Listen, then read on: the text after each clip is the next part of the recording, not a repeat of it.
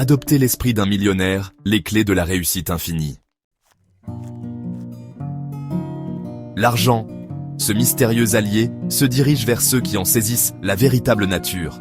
C'est une révélation que j'ai mise des décennies à découvrir, en observant les luttes et les combats incessants des gens face à leur destinée financière.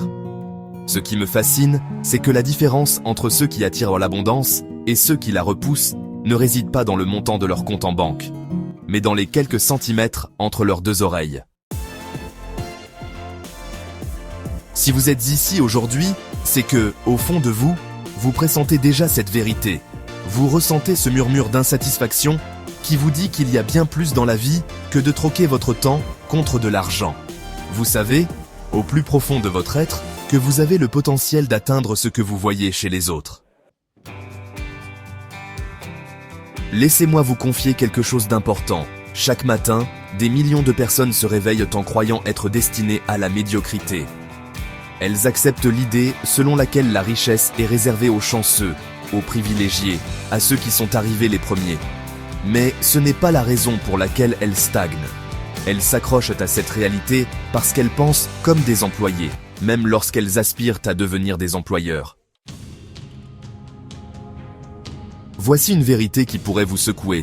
Votre situation financière actuelle est le reflet de vos pensées actuelles. Cela peut faire mal à entendre, mais la croissance authentique commence là où votre zone de confort s'arrête.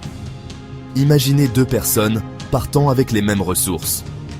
L'une accumule la richesse, l'autre les dettes. L'environnement, l'économie, les opportunités sont identiques pour les deux, mais la seule variable qui change est leur façon de penser. L'une voit l'argent comme un actif à multiplier, l'autre comme une dépense à consommer. Vous pourriez vous demander, et la chance, et le bon timing? Bien sûr, cela joue un rôle, mais avez-vous remarqué que certaines personnes semblent avoir de la chance encore et encore?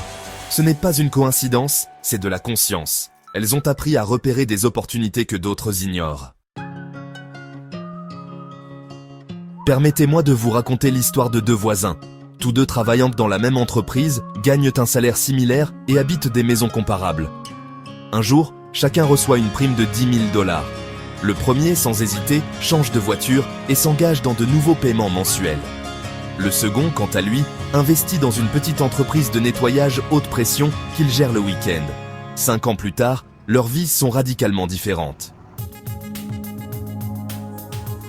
Le premier est resté coincé dans le même emploi, tandis que le second a bâti une flotte de camions de nettoyage, embauché des opérateurs et génère plus de revenus avec son activité secondaire qu'avec son emploi principal.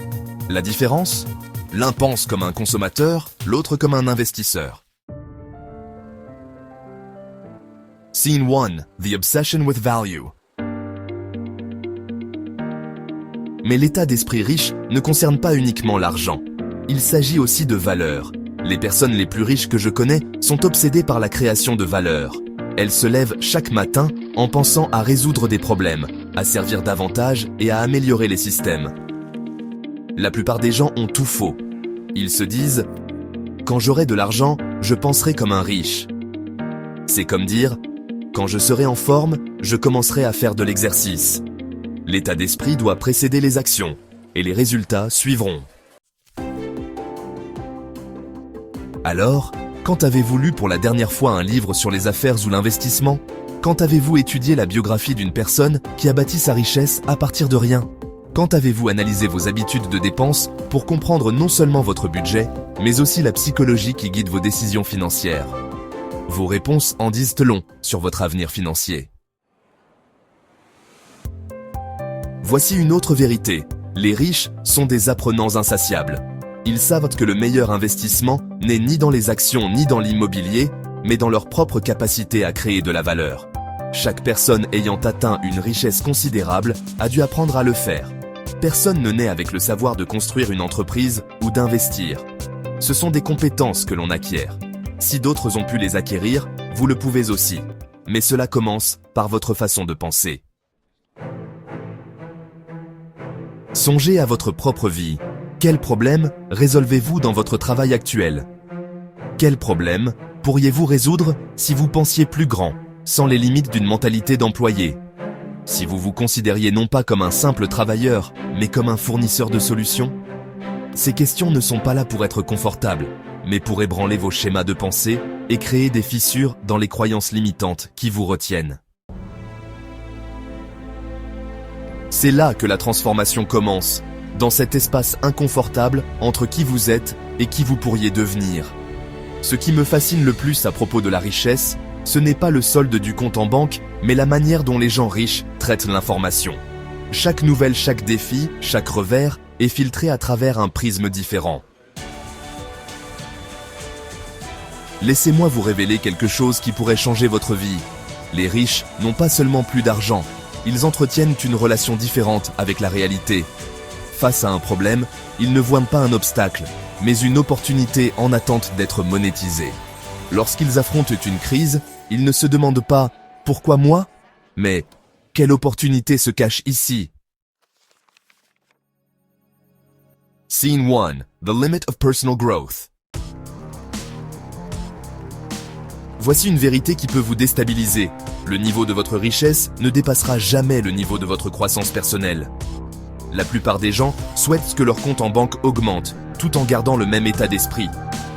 C'est comme espérer qu'un jardin fleurisse sans jamais cultiver la terre. Permettez-moi de partager 2 réactions que j'ai observées lors d'une crise économique majeure. La majorité a paniqué, vendu ses actifs à perte, retiré son argent du marché. Un petit groupe, quant à lui, semblait presque enthousiaste au milieu du chaos. Il ne se réjouissait pas de la souffrance ambiante, mais savait reconnaître l'opportunité. Alors que les autres voyaient une catastrophe, ce groupe voyait une vente sur les actifs. Ces 2 états d'esprit, bien que confrontés aux mêmes circonstances, étaient radicalement différents. Mais ce qui est encore plus fascinant et crucial pour votre transformation, c'est que posséder un esprit riche ne se limite pas à repérer les opportunités. C'est aussi avoir le courage de les saisir. Et ce courage provient de ce que j'appelle la confiance instruite. Ce n'est pas un optimisme aveugle, mais une assurance fondée sur la connaissance, la préparation et la compréhension. Quand vous comprenez véritablement comment fonctionne l'argent, quand vous assimilez les principes de la création de valeur, de la gestion du risque et de la croissance, la peur perd son emprise sur vous. Vous ne vous laissez plus paralyser par le « et si j'échoue ?» mais vous commencez à vous demander « et si ça marche ?» C'est à ce moment-là que la transformation opère, que tout change. Vous voyez, la plupart des gens jouent pour ne pas perdre, tandis que les riches jouent pour gagner.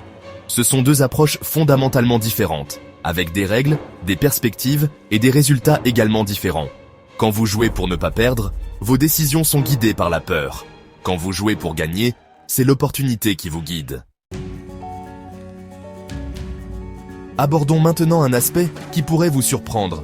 Les riches entretiennent une relation entièrement différente avec l'échec. Pour beaucoup, l'échec est un ennemi à fuir à tout prix. Pour les riches, c'est un droit d'inscription à payer pour acquérir une éducation.